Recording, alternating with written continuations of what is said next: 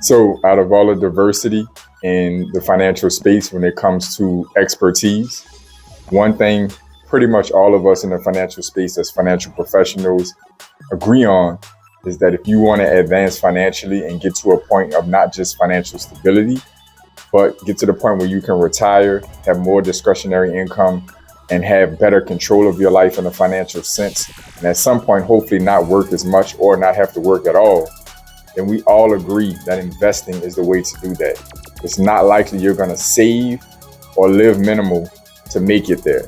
You're likely at some point going to have to invest in order to outpace your lifestyle, outpace inflation, and other factors that deteriorate your finances or slow down your ability to save overall. So with that in mind, the majority of my audience happens to be at prime investing age.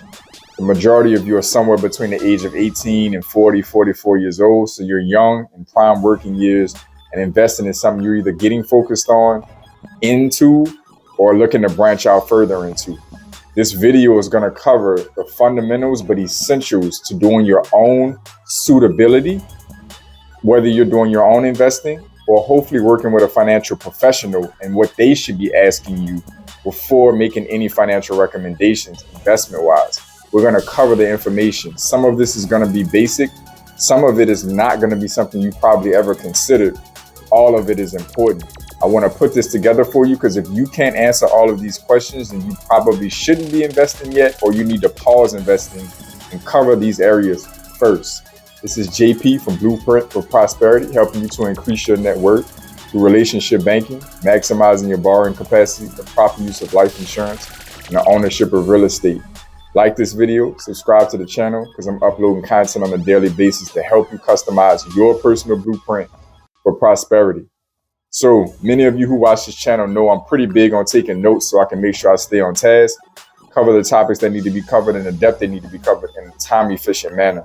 So I do have some notes here. You're going to see me kind of reading down from this, but I'm going to get through this efficiently and hopefully give you the context you need in each one of these categories to be able to answer this question or know where to start getting the information to answer these questions so you can invest effectively and sustainably, or you can pick up investing more sustainably.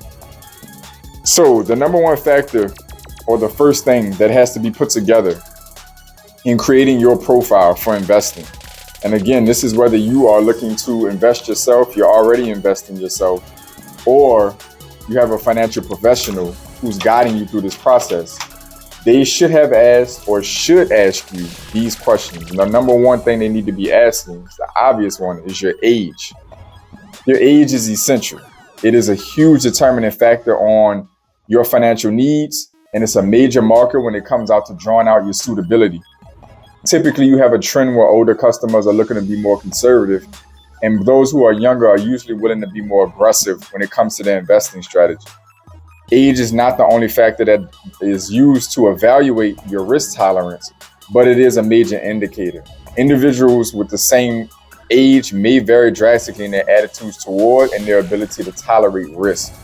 So you need to assess your age and where you are in life and what your goals are when you are building out your suitability or building out your own personal profile. And hopefully, again, your financial professional is asking you this question. Obviously, I would hope. Marital status is another big one. Generally, a single individual is more aggressive than a married couple. Two parent families have different needs than single parent families, right? Obviously. If married, does the household have double income? If the client is divorced, they may have a decrease in income, or financial situation may exist, such as paying or receiving alimony or child support. If the client is a widow or widower, additional needs may arise. An older widow may have limited assets available to meet financial needs for the balance of their lifetime. Whereas a younger widow may be concerned about living on one income and raising children alone for a long time. So, as you can see, marital status is another major point to have figured out. Dependents, breaking off into the family section. Are you married? Do you have kids? Dependents. If the customer has children, it is important to know their ages. Couples with younger children may have a need to save for college education, for example, or they have a child with special needs that requires special needs planning. There may be plans for children that aren't yet part of the family. Major consideration: employment status and occupation. It's another important one. Are you, as the client, just beginning at the peak of your career? Are you getting ready to retire? How many years do you have left to work? If self-employed, do you or may you also have business succession needs? Something to think about. Is it important to understand your occupation and if it's stable? If the employment is unstable, there may be a need for major cash reserves. That changes the playing field for many people. Income and expenses. Many of my clients who I work with, when I'm doing the same suitability to help them with their investments or help them with their banking, cannot answer this. And it's so interesting, but a budget is essential. A good financial advisor, banker, financial planner is not going to go any further with you if you cannot lay out your budget. Income and expenses is essential. So questions like, how much do you earn? Is your income stable? Does it fluctuate based on commission, tips, or other forms of compensation? Do you receive yearly bonuses? Does your income expected to change in the short run? How will the income change in the long run? What is the individual or couple's spending habits? Do you have credit card balances, car loans, student loan debts, other debts? Do you have any unnecessary expenses that can be eliminated? Does the individual or couple have a budget or need to put one together? Huge, huge, huge, huge. The next one that needs to be considered is discretionary income. So this one and the next one we're going to break down in depth so you can have a good understanding, because there's a difference between this one and the next one covered. Discretionary income. This is an amount of an individual's income that is left for spending, investing, saving after taxes, personal necessities such as food, shelter, and clothing, and debts that have been paid. This includes money spent on luxury items, vacations, non-essential goods, and services. Hold on to that definition. The next major one that we need to focus on once we get that information is disposable income. Slightly different. This income statement will also provide the client's disposable income. So disposable income is the amount of money that a household has available for spending and saving after income taxes has been accounted for. It is independent of all costs that need to be paid out in order to survive. The disposable personal income is often monitored because it is a key economic indicator used to gauge the overall state of the economy and your personal economy. So discretionary and disposable income, slightly different beasts, but they both boil down to what's left over after certain types of expenses. And it's important to know this when we start talking about an investment strategy. Our next major one, assets and liabilities. Another one that's taken majorly for granted. Many of you don't even understand the combination of what's considered an asset and what's considered liabilities. So when we talk assets and liabilities, assets are resources with economic value that you yourself own or control with the expectation that they will provide a benefit. Assets can generate cash flow. It can. It's not always a guarantee. Liabilities represent your debts or obligations, refer to any money or service that is currently owed to another party. Personal liabilities include mortgages, other loans, auto loans, outstanding bills, such as unpaid credit card balances, so on and so forth. Liquid assets, cash reserves. This one's huge too. Liquid assets are those that can be converted.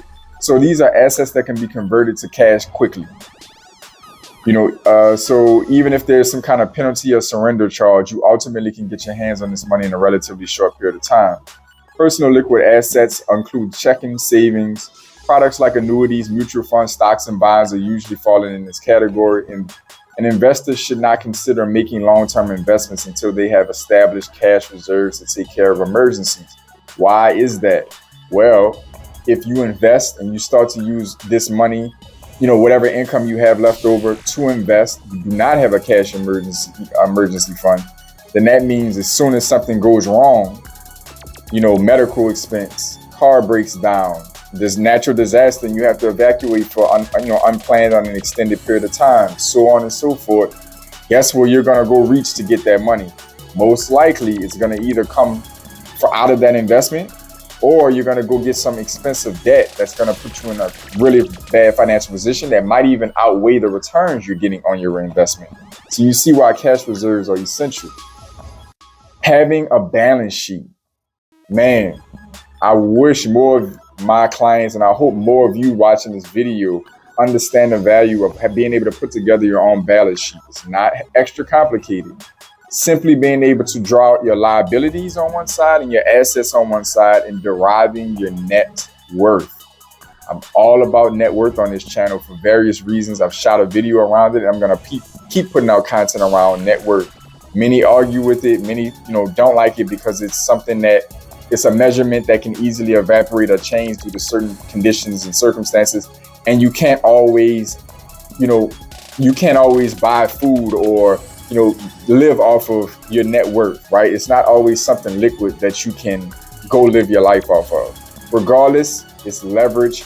It's your net worth, if positive, is your indicator of financial health and well-being, and it's a form of leverage that allows you to be able to get your hands on cash or to acquire more assets. But anyway, that's a little bit of a rant.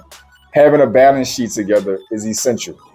And your financial expert or advisor or professional you're working with, or you, if you're investing yourself, need to be able to lay out all of your liabilities, lay out your assets, and come down to a solid net worth position. If you're planning to invest, at minimum, you need to be starting at a break-even point, but ideally you have a positive net worth. Stuff like cash reserves and disposable income being two examples.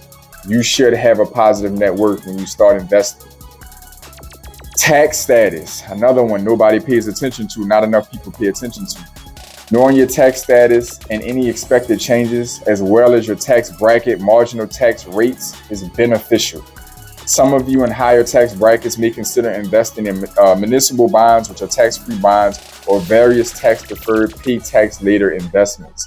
Just as an example, insurance needs. Huge about insurance, especially life insurance, essential. Do you have adequate life, health, homeowners, and auto insurance before you invest? Think about it. You start putting all of your money into your disposable income into an investment, don't have proper coverage in either one of these areas. Now that investment is either going to be, brought down because you're going to dip into it or completely have to take it apart, or you're going to end up in a situation where that asset just isn't able to, cover whatever loss you took and didn't have insurance for. Insurance is huge. Next, participation in retirement plans. Are you contributing to an IRA of some sort? If you're self-employed, are you taking advantage of a small employer retirement plans already? Huge. Participation in employer-sponsored benefits program. So a pension is an example. Another example is going to be life, dental health, disability, long-term care, and the list goes on. Are you in a situation where you're taking advantage of, different benefits packages that your employer may be offering? Hopefully you are. So the point of this was to bring to you a breakdown on the fundamental structure that you need in order to be able to successfully and sustainably invest. What makes most investors successful is their ability to endure the market for long periods of time, picking smart investments and being able to endure it a long period of time. They're able to do so because they have these questions answered. Another one that I almost missed that I need to cover really quickly with you is estate planning. Estate planning is essential.